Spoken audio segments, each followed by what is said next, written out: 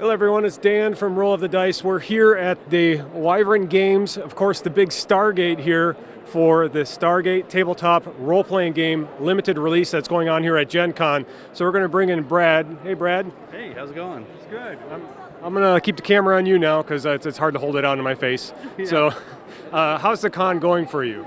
It's going great, man. We're really excited about the fans that are walking by and they instantly recognize this big Stargate that we've created, right? And they get even more excited when they learn that there's a role-playing game attached to it. So the fact that it's bringing together probably generations of people, it really feels good. It really does, because a lot of people will say, "Oh, I'll watch that with my dad. I'll watch that with my grandmother," or something along those lines. And they were like, "I've always wanted to get my dad into gaming, and I think this is going to do it." So it's really fun. So you've had a lot of really good fan reaction, especially on I've interviewed some of the fans, and yeah, they seem very excited about the game, the release of it, and what's in it. Like, how did you see the fans when they came through, like their reactions to the game being here? Well, they were very happy that it was here for sure. It was I think the con being a little smaller than usual, there's not a whole lot of stuff that was coming out, and this was one. I think it's been going over really well so far. Let's take a quick look at the book here. Can you tell me a little bit about the book and what's in it and what people can expect to find? Sure. So we've got obviously this is the cover of the book. This is our Stargate Phoenix team going on a mission. The setting for the book is it's midway through season 6, and the Phoenix site is a new facility that was created as part of the Home Initiative, and the idea is that there's freedom fighters from all over the galaxy that are coming together to learn how to become part of the Stargate teams. So we travel, we put the base in an off-world location so that it makes sense that we have races that you would not normally see at Stargate Command, right? So we can have those guys off-world. So I'll give some examples of some of the races that we have. So we have the Aturan. This is a new race that was created for part of the game. Were nurtured by the Nox. They're very nature-driven type of race, and they have a lot of healing and things like that they got going on. Of course, we have humans, and you can have different types of humans. We have Abydotians, we have Tolans, basically from all the other planets that are in the galaxy. Of course, we have Jaffa. We have Tok'ra. So, yep, you can role play that you have a worm in you, and speak in 2 different voices, which is always that's always a fun thing to do. And then the last one is Unas, which is also a very interesting role-playing challenge.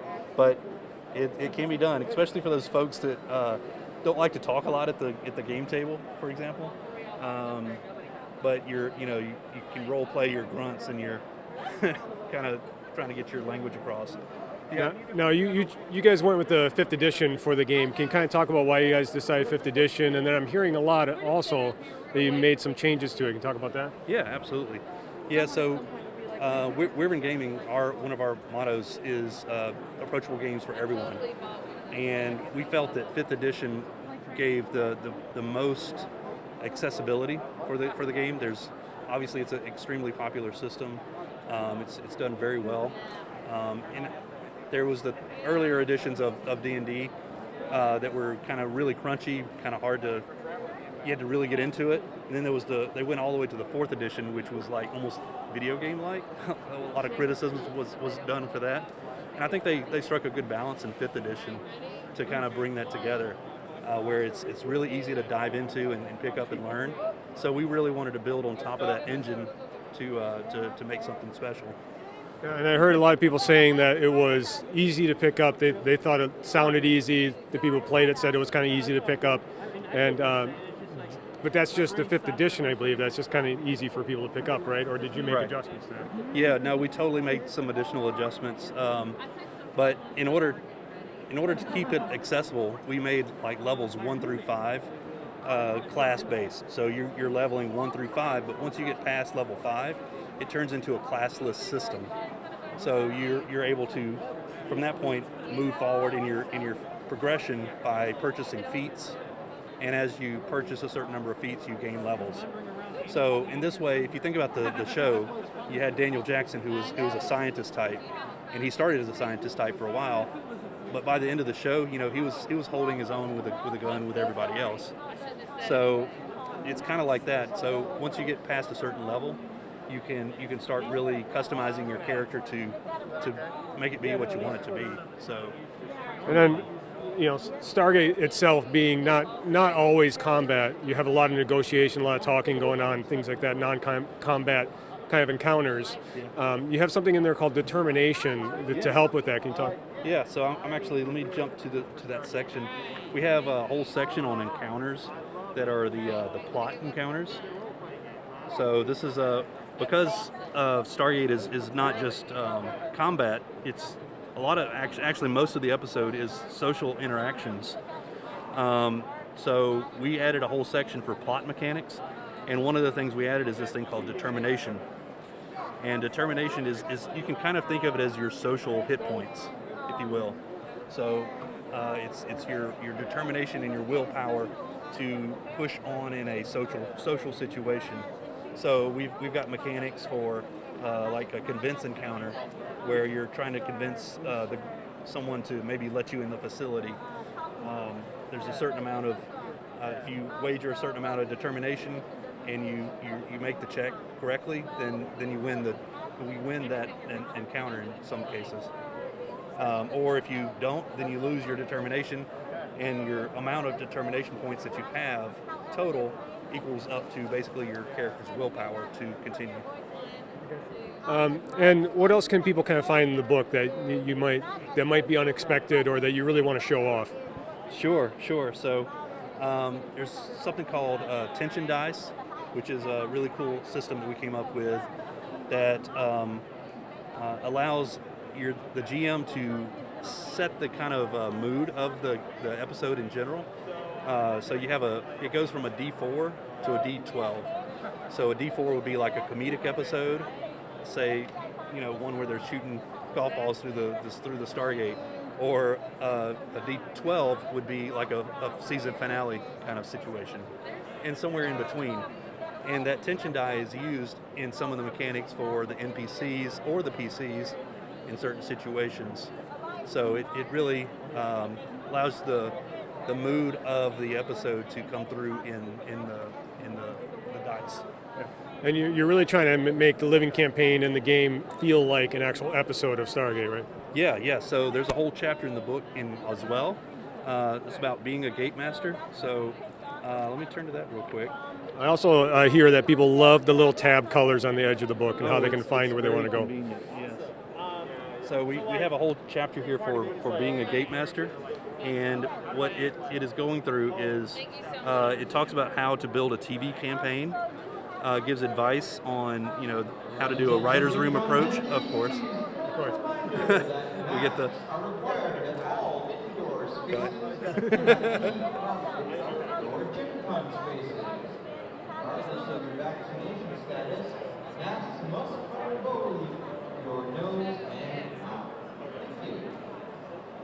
Thank you.